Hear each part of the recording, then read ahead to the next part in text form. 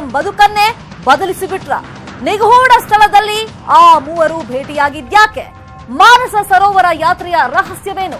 ಇಲ್ಲಿದೆ ನೋಡಿ ಆ ಮಹಾ ಎಕ್ಸ್ಕ್ಲೂಸಿವ್ ಸ್ಟೋರಿ. ಖಡಕ್ ಪೊಲೀಸ್ ಆಫೀಸರ್ ಅಂದ್ರೆ ಹೆಂಗಿರ್ಬೇಕು ಅನ್ನೋದಕ್ಕೆ ಈ ಒಂದೇ ಒಂದು ದೃಶ್ಯನೇ ಸಾಕು ಅನ್ಸುತ್ತೆ.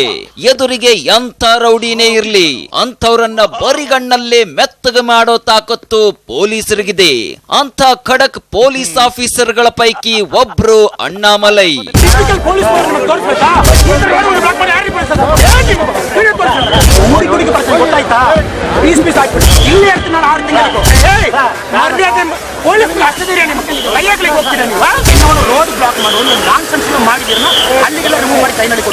ಅಣ್ಣಾಮಲೈ ಅಂದ್ರೆ ಯಾರು ಗೊತ್ತಿಲ್ಲ ಹೇಳಿ?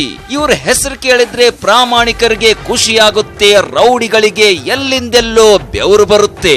ಬೆಂಗಳೂರನ್ನ ಆಳ್ತೀನಿ ಅಂದೋರ್ಗೆ ನೀರಿಳಿಸಿ ಕಳಿಸಿದ್ದಾರೆ ಖಡಕ್ ಸಿಂಗಂ.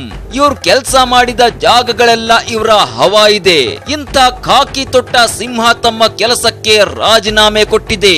ಇದೀಗ ತುಂಬಾನೇ ಸದ್ದು ಮಾಡ್ತಿರೋ ವಿಷಯ. ಬೆಂಗಳೂರು ಪೊಲೀಸರ ದಕ್ಷಿಣ ವಿಭಾಗದ ದಕ್ಷ ಅಧಿಕಾರಿಯಾದಂಥ ಅಣ್ಣಾಮಲೈ ಅವರು ತಮ್ಮ ವೈಯಕ್ತಿಕ ಕಾರಣಗಳಿಂದ ತಮ್ಮ ರಾಜೀನಾಮೆಯನ್ನು DGP ಅವರಿಗೆ ಸಲ್ಲಿಸುವುದಾಗಿ ಈಗ ನನಗೆ ತಿಳಿಸಿದ್ದಾರೆ. ಅದು ಅವರದು ಒಂದು ವೈಯಕ್ತಿಕವಾದಂಥ ನಿರ್ಧಾರ. ಇಷ್ಟು ದಿನ ರೌಡಿಗಳ ವಿರುದ್ಧ ಸಿಂಹದಂತೆ ಗರ್ಜಿಸುತ್ತಿದ್ದ ಅಣ್ಣಾಮಲೈ ರಾಜೀನಾಮೆ ಕೊಟ್ಟಿದ್ದಾರೆ. ಉಡುಪಿ, ಚಿಕ್ಕಮಗಳೂರು, ಬೆಂಗಳೂರು ಹೀಗೆ ನಾನಾ ಭಾಗಗಳಲ್ಲಿದ್ದ ರೌಡಿಗಳ ಬಾಲ ಕತ್ತರಿಸಿದ್ದ ಅಣ್ಣಾಮಲೈ ರಿಸೈನ್ ಮಾಡಿದ್ದಾರೆ. ನಾನಿವತ್ತು ಅಫಿಷಿಯಲಿ ನನ್ನ ಇಂಡಿಯನ್ ಪೊಲೀಸ್ ಸರ್ವಿಸ್ ಏನಿದೆ ಅದರಲ್ಲಿ ನಾನು ರಾಜೀನಾಮೆ ಸಲ್ಲಿಸಿದ್ದೀರಿ. ನಾನಿವತ್ತು ಅಫಿಷಿಯಲಿ ನನ್ನ ಇಂಡಿಯನ್ ಪೊಲೀಸ್ ಸರ್ವಿಸ್ ಏನಿದೆ ಅದರಲ್ಲಿ ನಾನು ರಾಜೀನಾಮೆ ಸಲ್ಲಿಸಿದ್ದೀರಿ.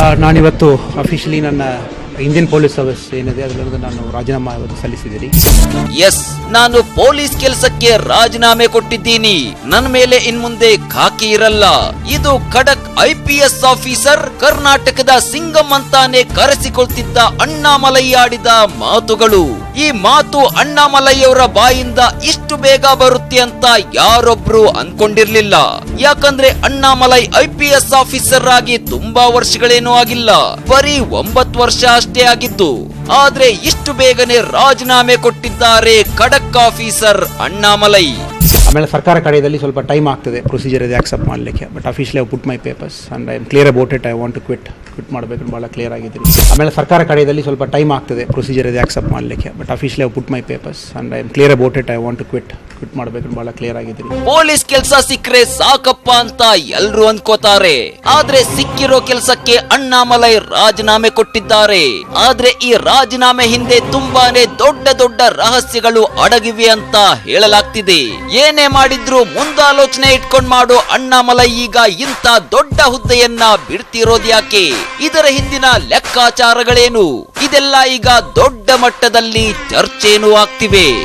ಇದು ಒಂದು 6 ತಿಂಗಳೊಂದು 1 ವರ್ಷ ನಾನು ಭಾಳ ಥಿಂಕ್ ಮಾಡಿ ತಗೊಂಡೆ ನಿರ್ಧಾರ ಅದು. ಇದು ಒಂದು 6 ತಿಂಗಳೊಂದು 1 ವರ್ಷ ನಾನು ಭಾಳ ಥಿಂಕ್ ಮಾಡಿ ತಗೊಂಡೆ ನಿರ್ಧಾರ ಅದು. ಕೇಳಿಸ್ಕೊಂಡ್ರಲ್ಲ ಅಣ್ಣಾಮಲೈ ಹೇಳಿದ ಮಾತುಗಳನ್ನ. ನಾನು ರಾಜೀನಾಮೆ ಕೊಡೋದಕ್ಕೆ ಸುಮಾರು 6 ತಿಂಗಳಿಂದ 1 ವರ್ಷ ಯೋಚನೆ ಮಾಡಿದ್ದೀನಿ.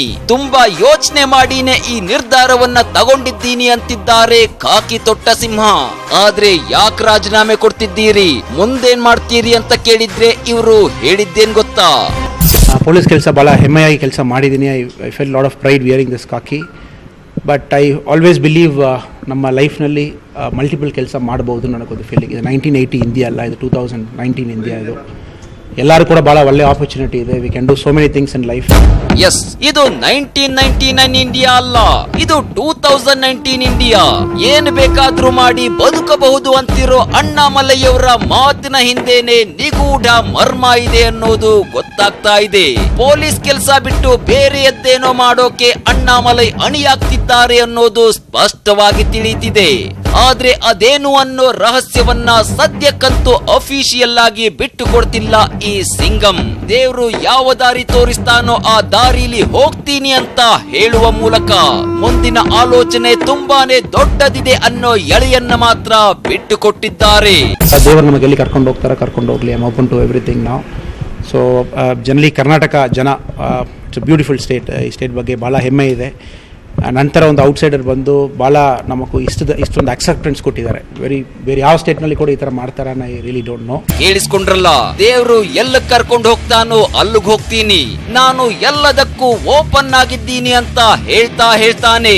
ಕರ್ನಾಟಕ ಮತ್ತು ಕರ್ನಾಟಕದ ಜನರ ಬಗ್ಗೆ ಹೆಮ್ಮೆಯ ಮಾತನಾಡಿದ್ರು ಅಣ್ಣಾಮಲೈ. ಹಿಂಗ್ ಹೇಳ್ತಾನೆ ಸಿಂಹದ ಬಾಯಲ್ಲಿ ಒಂದು ಮಾತು ಬಂದಿತ್ತು. ಅದೇ ಈಗ ಎಲ್ಲೆಡೆ ಚರ್ಚೆಗೆ ಗ್ರಾಸವಾಗ್ತಿದೆ. ಭಾಳ ಹೆಮ್ಮೆಯ ಪೊಲಿಟಿಷಿಯನ್ಸ್, ಎಲ್ಲ ಕಡೆ ಕೂಡ ನಾವು ಭಾಳ ಪೊಲಿಟಿಷಿಯನ್ಸ್ಗೂ ಭಾಳ ಕೆಟ್ಟದಾಗಿ ಬೈತೀವಿ, ಎಲ್ಲ ಕಡೆ ನಾನು ನೋಡಿದ್ದೀನಿ. But whichever politicians have said, ಯಾರಿಗೂ ಚೆನ್ನಾಗಿ ಹೇಳಬೇಕು ನಾನು ಹೇಳ್ತಾ ಇಲ್ಲ, but politician job is very tough. But ಎಲ್ಲರೂ ಕೂಡ ಭಾಳ ಒಳ್ಳೆ ನಮಗೊಂದು ಸಪೋರ್ಟ್ ಕೊಟ್ಟಿದ್ದಾರೆ. ಎಸ್, ಬೆಂಗಳೂರು ದಕ್ಷಿಣ ವಿಭಾಗದ ಡಿಸಿಪಿ ಆಗಿದ್ದ ಅಣ್ಣಾಮಲೈ ತಮ್ಮ ಸ್ಥಾನಕ್ಕೆ ರಾಜೀನಾಮೆ ಕೊಟ್ಟಿದ್ದು ದೊಡ್ಡ ಮಟ್ಟದಲ್ಲಿ ಸಂಚಲನ ಸೃಷ್ಟಿಸುತ್ತಿದೆ. ಇದರ ನಡುವಲ್ಲೇ ಮತ್ತೊಂದು ಸುದ್ದಿ ಕೂಡ ಸ್ಫೋಟಗೊಂಡಿದೆ. ಅದುವೇ ಅಣ್ಣಾಮಲೈ ಪೊಲೀಸ್ ಕೆಲಸಕ್ಕೆ ರಾಜೀನಾಮೆ ಕೊಟ್ಟು ರಾಜಕೀಯಕ್ಕೆ ಸೇರ್ತಾರೆ ಅನ್ನೋದು. ಇದರ ನಡುವಲ್ಲೇ ರಾಜ್ಯದ ರಾಜಕಾರಣಿಗಳು ತುಂಬಾ ಒಳ್ಳೆಯವರು ಅಂತ ಹೇಳಿದ ಮಾತಿನ ಹಿಂದೇನೆ ರಾಜಕೀಯ ರಹಸ್ಯ ಅಡಗಿದೆ ಅನ್ನೋ ಮಾತುಗಳು ಕೇಳಿ ಬರ್ತಿವೆ. ಭಾಳ ಹೆಮ್ಮೆಯ ಪೊಲಿಟಿಷಿಯನ್ಸ್, ಎಲ್ಲ ಕಡೆ ಕೂಡ ನಾವು ಭಾಳ ಪೊಲಿಟಿಷಿಯನ್ಸ್ಗೂ ಭಾಳ ಕೆಟ್ಟದಾಗಿ ಬೈತೀವಿ, ಎಲ್ಲ ಕಡೆ ನಾನು ನೋಡಿದ್ದೀನಿ. But whichever politicians have said, ಯಾರಿಗೂ ಚೆನ್ನಾಗಿ ಹೇಳಬೇಕು ನಾನು ಹೇಳ್ತಾ ಇಲ್ಲ, but politician job is very tough. But ಎಲ್ಲರೂ ಕೂಡ ಭಾಳ ಒಳ್ಳೆ ನಮಗೊಂದು ಸಪೋರ್ಟ್ ಕೊಟ್ಟಿದ್ದಾರೆ. ಅಣ್ಣಾಮಲೈ ರಾಜೀನಾಮೆ ಕೊಟ್ಟು ಏನ್ ಮಾಡ್ತಾರೆ, ಎಲ್ಲಿ ಹೋಗ್ತಾರೆ ಅಂತ ಎಲ್ಲರೂ ಕೇಳ್ತಿದ್ದಾರೆ. ಆದ್ರೆ ಒಂದಷ್ಟು ಮೂಲಗಳ ಪ್ರಕಾರ ಅಣ್ಣಾಮಲೈ ರಾಜಕೀಯಕ್ಕೆ ಧುಮುಕೋ ಎಲ್ಲಾ ಸಾಧ್ಯತೆಗಳು ಇವೆ ಅಂತ ಹೇಳಲಾಗ್ತಿದೆ. ಇಷ್ಟು ದಿನ ಪೊಲೀಸ್ ಆಗಿ ಜನರ ಸೇವೆ ಮಾಡ್ತಿದ್ದ ಅಣ್ಣಾಮಲೈ ರಾಜಕಾರಣಿಯಾಗಿ ಜನರ ಸೇವೆ ಮಾಡೋಕೆ ಸಿದ್ಧವಾಗ್ತಿದ್ದಾರೆ ಅಂತ ಹೇಳಲಾಗ್ತಿದೆ. ಇನ್ನೊಂದಷ್ಟು ಜನ ಅಣ್ಣಾಮಲೈ ಬಿಜೆಪಿ ಸೇರಬಹುದು ಅಂತ ಹೇಳ್ತಾ ಇದ್ದಾರೆ. ಇದು ಎಷ್ಟರ ಮಟ್ಟಿಗೆ ನಿಜಾನೋ ಎಷ್ಟರ ಮಟ್ಟಿಗೆ ಸುಳ್ಳು ಗೊತ್ತಾಗ್ತಿಲ್ಲ. ಆದ್ರೆ ಮೋದಿ ಪಕ್ಷ ಸೇರಿ ಮೋದಿ ಕೈ ಜೋಡಿಸ್ತಾರೆ ಅಂತ ಕೆಲವರು ಮಾತನಾಡ್ಕೊಳ್ತಿದ್ದಾರೆ. ಇನ್ನು ಅಣ್ಣಾಮಲೈ ತಮ್ಮ ಸ್ಥಾನಕ್ಕೆ ರಾಜೀನಾಮೆ ಕೊಡಬೇಕು ಅಂತ ನಿರ್ಧರಿಸಿದ್ದು ಇಂದು ನಿನ್ನೆ ಅಲ್ಲ. ಬರೋಬ್ಬರಿ 6 ತಿಂಗಳಿಂದ 1 ವರ್ಷ ಯೋಚನೆ ಮಾಡಿ ಈ ನಿರ್ಧಾರವನ್ನ ತಗೊಂಡಿದ್ದಾರೆ ಖಡಕ್ ಆಫೀಸರ್. ಈ ನಿರ್ಧಾರವನ್ನ ತಗೊಳ್ಳೋಕು ಮುನ್ನ ಮಾನಸ ಸರೋವರ ಯಾತ್ರೆಯನ್ನು ಮಾಡಿದ್ದಾರೆ. ಕೈಲಾಸನಾಥನ ಸನ್ನಿಧಿಗೆ ಹೋಗಿ ಪೂಜೆಯನ್ನು ಸಲ್ಲಿಸಿದ್ದಾರೆ. ಮುಂದಿನ ಹೆಜ್ಜೆ ಇಡೋಕು ಮುನ್ನ ಮಾನಸ ಸರೋವರ ಯಾತ್ರೆ ಮಾಡಿ ದೇವರ ಆಶೀರ್ವಾದವನ್ನು ಪಡ್ಕೊಂಡಿದ್ದಾರೆ ಸಿಂಗಂ. ದೇವರ ಆಶೀರ್ವಾದದ ನಂತರ ತಮ್ಮ ದೃಢ ನಿರ್ಧಾರವನ್ನ ಈಗ ಹೊರಹಾಕಿದ್ದಾರೆ. ಇಷ್ಟು ದಿನ ಪೊಲೀಸ್ ಆಗಿದ್ದ ಸಿಂಗಂ ಇನ್ಮುಂದೆ ರಾಜಕಾರಣಿಯಾಗಿ ಗರ್ಜಿಸೋದಕ್ಕೆ ಸಿದ್ಧತೆ ಮಾಡ್ಕೊಳ್ತಿದ್ದಾರೆ. ಅಣ್ಣಾಮಲೈಯವರ ಮುಂದಿನ ಬದುಕಿಗೆ ಒಳ್ಳೇದಾಗ್ಲಿ ಅಂತ ಕಮಿಷನರ್ ಸುನಿಲ್ ಕುಮಾರ್ ಕೂಡ ಶುಭ ಹಾರೈಸಿದ್ದಾರೆ. ಯಾವ ಎಲ್ಲದಲ್ಲೂ ಕೂಡ we will be losing one efficient and good officer, especially Bangalore police and Karnataka will be losing one good officer. But ಅವ್ರು ಎಲ್ಲಿ ಹೋದರೂ ಕೂಡ ನಂಬಿಕೆ ಇದೆ, ಅದು ಎಷ್ಟು ಪ್ರಾಮಾಣಿಕವಾಗಿ ಅವರು ಕೆಲಸ ಮಾಡಿ ಅದು ಏನೋ ಒಂದು ದಾರಿಯನ್ನು ಅವರು ಉಳ್ಕೊಂಡು ಹೋಗ್ತಾ ಇದ್ದಾರೆ, ಅಲ್ಲಿ ಸಫಲತೆ ಅವ್ರಿಗೆ ಸಿಗಲಿ ಅಂತ ನಾನು ಆಶಿಸುತ್ತೇನೆ. ಹೀಗೆ ಎಲ್ಲರಿಂದಲೂ ಶುಭ ಹಾರೈಕೆಗಳನ್ನ ಪಡೆದ ಅಣ್ಣಾಮಲೈ ತಮ್ಮ ಬದುಕಿನ ಅತಿ ದೊಡ್ಡ ಹೆಜ್ಜೆ ಇಡೋಕೆ ಅಣಿಯಾಗ್ತಿದ್ದಾರೆ.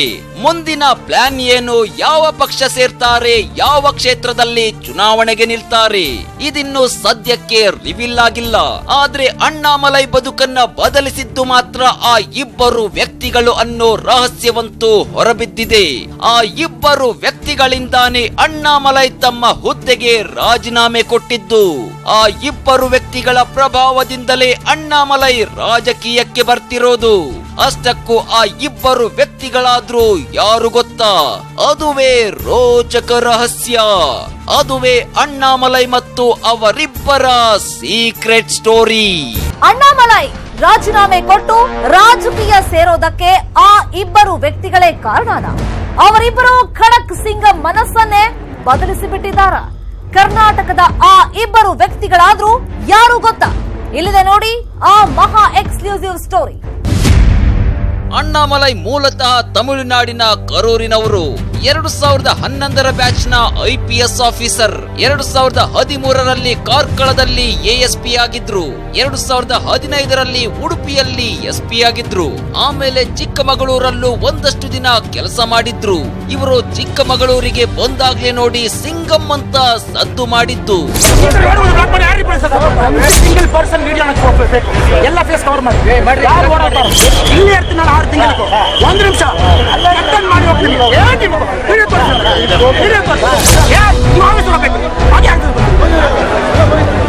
ಗುಡಿಗೆ ಬರ್ತೀನಿ ಗೊತ್ತಾಯ್ತಾ ಪೀಸ್ ಆಯ್ತು ಸ್ವಾಮಿ ಮಿಸ್ಟರ್ ಹೆಸರೇನು ಯಾವನಾದ್ರು ರೋಡಿಗೆ ಬರೋದು ಪ್ರಾಬ್ಲಮ್ ಇದೆ ಆಫೀಸ್ ಬನ್ನಿ ಟೀ ಕೊಡ್ತೀನಿ ಕಾಫಿ ಕೊಡ್ತೀನಿ ಕೂತ್ಕೊಂಡು ಮಾತಾಡೋಣ ನಾನು ಸಾಲ್ವ್ ಮಾಡಿಲ್ಲ ನೀವು ಏನು ಬೇಕೋ ಮಾಡಿ ನಾನು 1 ನಿಮಿಷ ಏನ್ರಿ ಗೊತ್ತು ನಿಮಗೆ ಏನ್ರಿ ಗೊತ್ತು ಇದೇ ಚಿಕ್ಕಮಗಳೂರು ಲಾಸ್ಟ್ ಇನ್ನೊಂದು ರೋಡ್ ಬ್ಲಾಕ್ ಮಾಡೋ ಒಂದು ನಾನ್ ಸೆನ್ಸ್ ಮಾಡಿದ್ದೀರನ್ನ ಅಲ್ಲಿಗೆಲ್ಲ ರಿಮೂವ್ ಮಾಡಿ ಕೈನಲ್ಲಿ ಕೊಡ್ತೀನಿ.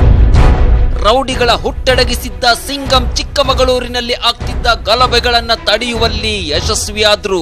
ದತ್ತಪೀಠ ಸಮಸ್ಯೆಯನ್ನ ಸೂಕ್ಷ್ಮವಾಗಿ ಹ್ಯಾಂಡಲ್ ಮಾಡಿದ್ರು. ಹಿಂದೂ ಮುಸ್ಲಿಂ ಇಬ್ಬರಲ್ಲೂ ಸಾಮರಸ್ಯ ಮನೋಭಾವವನ್ನ ಬಿತ್ತಿದ್ರು. ದುಷ್ಟರ ಶಿಕ್ಷಕ ಶಿಷ್ಟರ ರಕ್ಷಕ ಅನ್ನೋ ತರ ಕೆಲಸ ಮಾಡಿದ್ರು.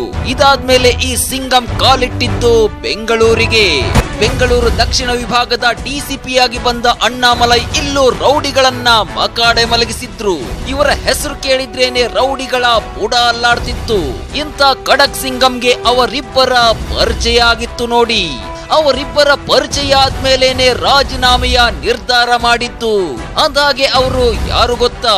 ಬಿಜೆಪಿ ನಾಯಕ ಸಿಟಿ ರವಿ ಮತ್ತು ಸಂಸದೆ ಶೋಭಾ ಕರಂದ್ಲಾಜೆ. ಅಣ್ಣಾಮಲೈ ಉಡುಪಿ ಮತ್ತು ಚಿಕ್ಕಮಗಳೂರಲ್ಲಿ ಕೆಲಸ ಮಾಡ್ತಿದ್ದಾಗ ಸಿಟಿ ರವಿ ಮತ್ತು ಶೋಭಾ ಕರಂದ್ಲಾಜೆಯವರ ಪರಿಚಯವಾಗಿತ್ತು. ಬಿಜೆಪಿ ಜೊತೆಗಿನ ಒಡನಾಟವು ಹೆಚ್ಚಾಗಿತ್ತು.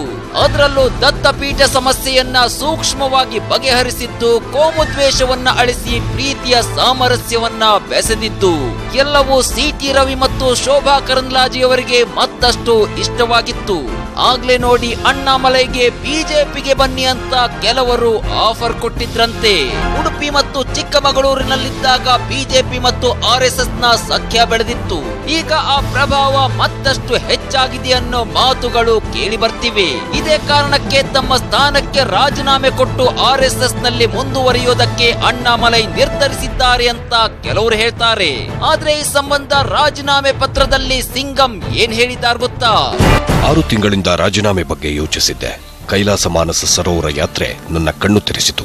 ನನ್ನ ಆದ್ಯತೆಗಳು ಏನು ಅಂತ ನನಗೆ ಗೊತ್ತಾಯಿತು. ಮಧುಕರ್ ಶೆಟ್ಟಿ ಸಾವಿನಿಂದ ಜೀವನವನ್ನ ಮರುಪರಿಶೀಲಿಸಿದೆ. ಎಲೆಕ್ಷನ್ಗೆ ಮುಂಚೆ ರಾಜೀನಾಮೆ ಕೊಟ್ಟರೆ ತಪ್ಪಾಗುತ್ತಿತ್ತು. ಈಗ ನನ್ನ ರಾಜೀನಾಮೆಗೆ ಸರಿಯಾದ ಸಮಯ.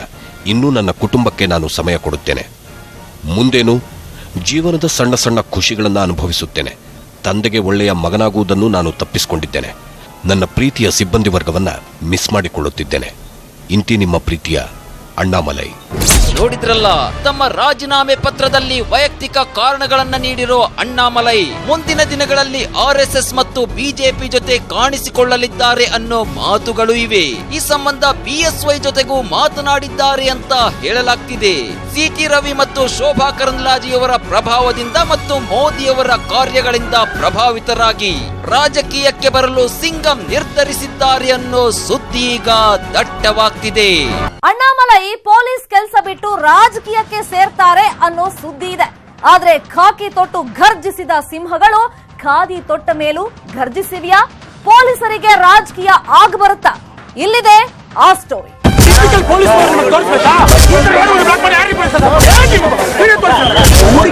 ಗೊತ್ತಾಯ್ತಾ? ಪೀಸ್ ಆಯ್ತು ಇಲ್ಲಿ ಇರ್ತೀನಿ ನಾನು 6 ತಿಂಗಳಿಗೆ ರೋಡ್ ಬ್ಲಾಕ್ ಮಾಡೋ ನಾನ್ ಸೆನ್ಸ್ ಮಾಡಿದ್ದೀರನ್ನ ಅಲ್ಲಿಗೆಲ್ಲ ರಿಮೂವ್ ಮಾಡಿ ಕೈನಲ್ಲಿ ಕೊಡ್ತೀನಿ. ಪೊಲೀಸರು ರಾಜಕೀಯಕ್ಕೆ ಬರೋದು ಇದೇ ಹೊಸದೇನಲ್ಲ. ಈ ಹಿಂದೆ ಪೊಲೀಸ್ ಆಗಿದ್ದ BC ಪಾಟೀಲ್ ಆಮೇಲೆ ಆಕ್ಟರ್ ಆದ್ರೂ ಈಗ ಪೊಲಿಟಿಷಿಯನ್ ಆಗಿದ್ದಾರೆ. ಇನ್ನು ಖಡಕ್ ಪೊಲೀಸ್ ಆಫೀಸರ್ ಆಗಿದ್ದ ಶಂಕರ್ ಬಿದಿರಿಯವರು ಖಾಕಿ ತೊಟ್ಟು ಗರ್ಜಿಸಿದವರೇ. ಆದ್ರೆ ನಂತರದಲ್ಲಿ ರಾಜಕೀಯದಲ್ಲಿ ಗುರುತಿಸಿಕೊಂಡಿದ್ರು. ಬಿಜೆಪಿ, ಕಾಂಗ್ರೆಸ್, ಸಮಾಜವಾದಿ ಹಿಂಗೆ ಎಲ್ಲಾ ಪಕ್ಷಗಳನ್ನು ತಡಕಾಡಿ ಕೊನೆಗೆ ತಮ್ಮದೇ ಆದ ಪಕ್ಷ ಕಟ್ಟಿದ್ರು. ಸಿಕ್ಕಿದ್ದು ಮಾತ್ರ ಶೂನ್ಯ. ಇನ್ನು ನಾನು ರಾಜಕಾರಣಿ ಆಗ್ತೀನಿ ಅಂತ ತಮ್ಮ ಕೆಲಸಕ್ಕೆ ರಾಜೀನಾಮೆ ಕೊಟ್ಟಿದ್ದ ಅನುಪಮಾ ಶೆಣೈ ಸ್ವಂತ ಪಕ್ಷವನ್ನ ಹುಟ್ಟು ಹಾಕಿದ್ರು. ಆದ್ರೆ ಗೆಲುವು ಮಾತ್ರ ದಕ್ಕಲೇ ಇಲ್ಲ. ರಾಷ್ಟ್ರ ಮಟ್ಟದಲ್ಲೂ ಅಷ್ಟೇ. ಕಿರಣ್ ಬೇಡಿ ಅಂತ ಗಟ್ಟಿಗಿತ್ತಿ ಬಿಜೆಪಿ ಸೇರಿದ್ರು. CM ಆಗೋ ಮಟ್ಟಕ್ಕೆ ಬೆಳೀಲೇ ಇಲ್ಲ. ರಾಜ್ಯಪಾಲರಾಗಿ ಜವಾಬ್ದಾರಿ ನಿಭಾಯಿಸ್ತಿದ್ರು. ದೊಡ್ಡ ಮಟ್ಟದ ಜನಬೆಂಬಲ ಸಿಗ್ಲೇ ಇಲ್ಲ. ರಾಜಕೀಯದಲ್ಲಿ ಸೋಲು ಇದೆ, ಗೆಲುವು ಇದೆ. ಯಾರಿಗೆ ಹೆಂಗೆ ಒಲಿಯುತ್ತೆ ಅಂತ ಹೇಳೋದಕ್ಕಾಗಲ್ಲ. ಆದ್ರೆ ಬದುಕಿನಲ್ಲಿ ಗೆಲುವು ಅರಸಿ ಹೊಸ ಕನಸು ಹೊತ್ತು ಮುನ್ನಡೀತಿದ್ದಾರೆ ಅಣ್ಣಾಮಲೈ. ತಮಿಳುನಾಡಿನಲ್ಲಿ RSS ಗಟ್ಟಿಗೊಳಿಸಿ ಬಿಜೆಪಿಯನ್ನ ಬೆಳೆಸ್ತಾರೆ ಅನ್ನೋ ಮಾತು ಇದೆ. ಇದರ ನಡುವಲ್ಲೇ ಅಣ್ಣಾಮಲೈ ಸಿಂಗಂ ಅಂತ ಸದ್ದು ಮಾಡಿದ್ದು ಕರ್ನಾಟಕದಲ್ಲಿ. ಹೀಗಾಗಿ ಕರ್ನಾಟಕದಲ್ಲೇ ಗಟ್ಟಿಯಾಗಿ ನೆಲೆ ಕಂಡುಕೊಳ್ತಾರಾ ಅನ್ನೋ ಪ್ರಶ್ನೆನೂ ಓಡಾಡ್ತಿದೆ. ಇನ್ನು ಅಣ್ಣಾಮಲೈ ಡೈರೆಕ್ಟ್ ಆಗಿ ಬಿಜೆಪಿ ಸೇರೋದು ಡೌಟ್ ಅಂತಿದ್ದಾರೆ. ಇವರ ಲೆಕ್ಕಾಚಾರ ಏನಿದ್ರು RSS ಸೇರೋದು, RSS ನಲ್ಲಿ ಪ್ರಮುಖ ಪಾತ್ರವನ್ನ ನಿರ್ವಹಿಸೋದು. ಆದ್ರೆ ತುಂಬಾ ಜನ ಬಿಜೆಪಿ ನಾಯಕರು ಬಂದಿದ್ದು RSS ನಿಂದಾನೇ ಅಲ್ವಾ? ಹಂಗಾಗಿ ಈಗ RSS ಸೇರಿದ್ರು ಮುಂದಿನ ದಿನಗಳಲ್ಲಿ ಬಿಜೆಪಿಯ ಪ್ರಭಾವಿ ನಾಯಕರಾಗಿ ಅಣ್ಣಾಮಲೈ ಬೆಳೆದು ನಿಲ್ಲಬಹುದು ಅನ್ನೋ ಮಾತುಗಳು ಸದ್ಯದ ಮಟ್ಟಿಗೆ ಜೋರಾಗಿ ಕೇಳಿ ಬರ್ತಿವೆ. ಅಣ್ಣಾಮಲೈ ರಿಸೈನ್ ಮಾಡಿದ್ದಾರೆ. ಮುಂದೆ ಏನ್ ಮಾಡಬೇಕು ಅನ್ನೋ ಸ್ಪಷ್ಟ ಗುರಿ ಇದೆ. ಸದ್ಯಕ್ಕೆ 3-4 ತಿಂಗಳು ರೆಸ್ಟ್ ಅಂತ ಹೇಳಿದ್ದಾರೆ. ಆಮೇಲೆ ಹೊಸ ಇನ್ನಿಂಗ್ಸ್ ಶುರು ಮಾಡಲಿದ್ದಾರೆ ಈ ಸಿಂಗಂ. ಆದ್ರೆ ರಾಜಕೀಯಕ್ಕೆ ಸೇರ್ತಾರಾ, RSSಗೆ ಜಾಯಿನ್ ಆಗ್ತಾರಾ ಅಥವಾ ಬೇರೆಯದ್ದೇ ಟಾಸ್ಕ್ ಅನ್ನ ಕೈಗೆತ್ತಿಕೊಳ್ತಾರಾ ಅನ್ನೋದು ಮುಂದಿನ ದಿನಗಳಲ್ಲಿ ಗೊತ್ತಾಗುತ್ತೆ ಅಂತ ಹೇಳ್ತಾ ಇವತ್ತಿನ ಮಹಾ ಎಕ್ಸ್ಕ್ಲೂಸಿವ್ ಮುಗಿಸ್ತಾ ಇದೀವಿ. ನೋಡ್ತಾ ಇರಿ News 18 ಕನ್ನಡ. ಜಾಲ ನಮ್ಮದು, ಬಲ ನಿಮ್ಮದು.